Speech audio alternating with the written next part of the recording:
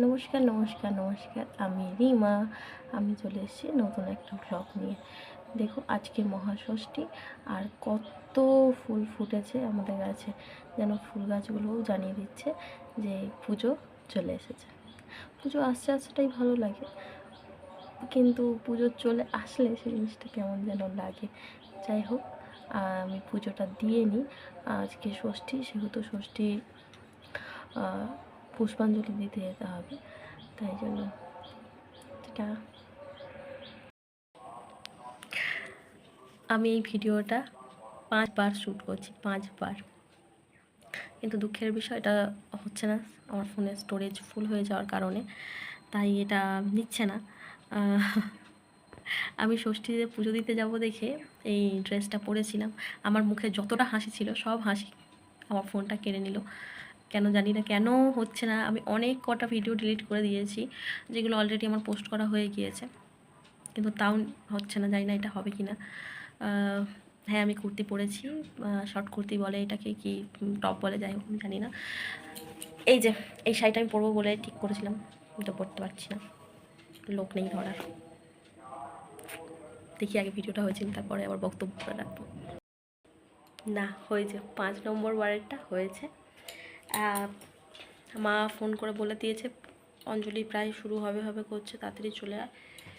এইটা হচ্ছে আমার পুকুসোনার ড্রেস বের করেছিলাম, জানি না পুকুসোনা কখন উঠবে। এই যে সানগ্লাস কোনটা পরবে ওর পছন্দ মতন, আর এই যে ওর বালা।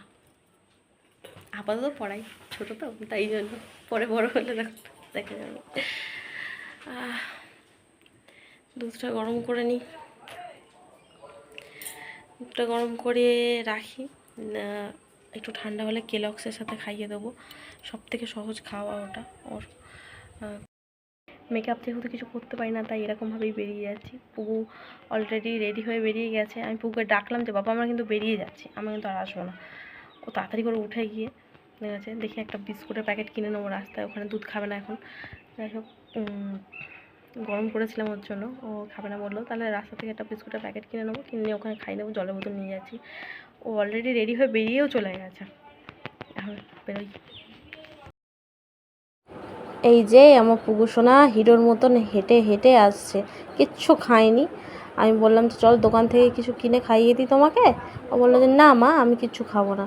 আচ্ছা যাই হোক, আমি একটা বিস্কুটের প্যাকেট তাও কিনে নিয়েছিলাম, কিনে নিয়ে এই যে প্যান্ডেলে চলে এসেছি যথারীতি। আমি শাড়ি পরে যাইনি বলে অনেকেই অনেক কথা বলেছে, কিন্তু আমার 2 সন্তানের জন্য আমি যথেষ্ট ভালোবাসি তাদেরকে, সবসময় ওদের ভালোই চাই।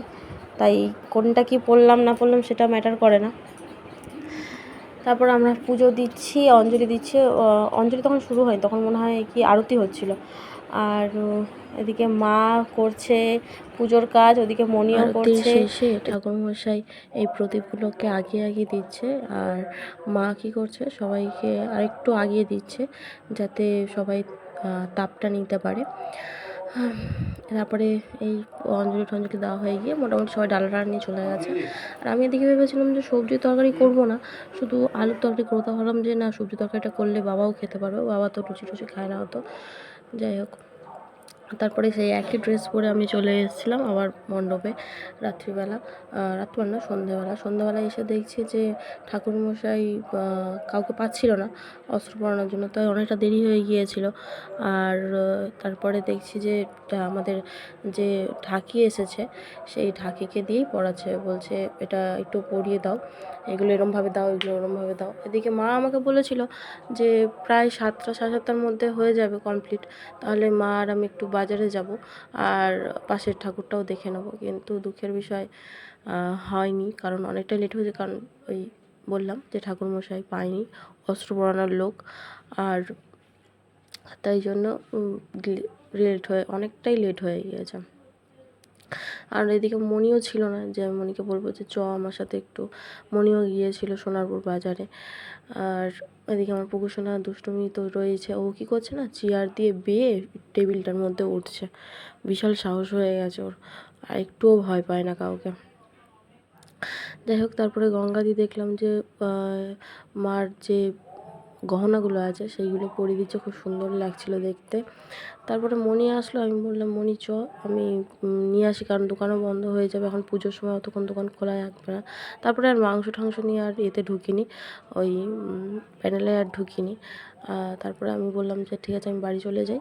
আর এদিকে এটা হচ্ছে মনির ভাই, আর আমার পুকুসোনা বলে মামাই। ও দেখো কত লম্বা ছেলেটা, আর আমার ছেলেটা কত পুচকু লাগছে ওর কাছে। পুজো প্যান্ডেল থেকে চলে এসেছি, আর মাংস নিয়ে এসেছিলাম, সেটাকে ধুয়ে ম্যারিনেট করে রেখে দিয়েছি। আগামীকাল আমার পুকুসোনার জন্মদিন, তাই জন্য সকালবেলা খাওয়া দাওয়া করেছি বাড়ির কজনই, আর সেই জন্যই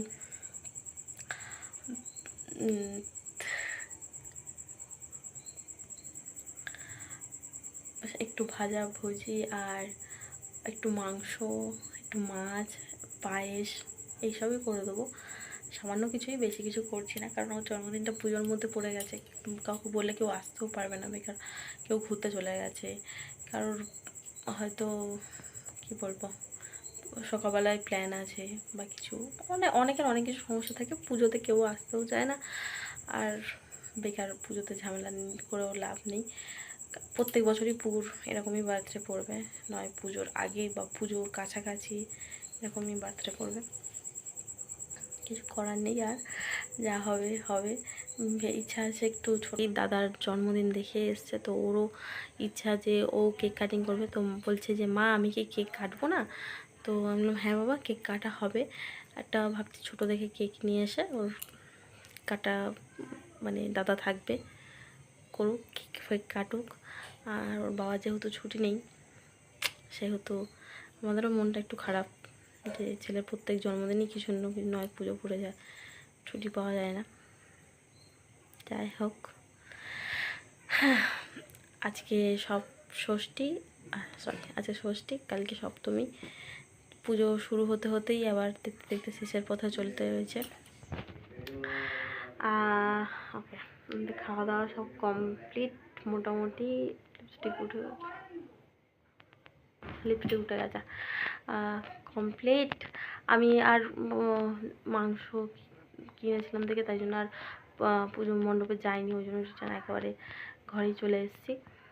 তো ব্যাস এইটুকুই, এবার ড্রেস চেঞ্জ করবো, করে এবারে নিদ্রা। ওকে, বাই বাই।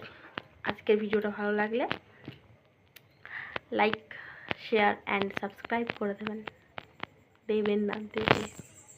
টাটা।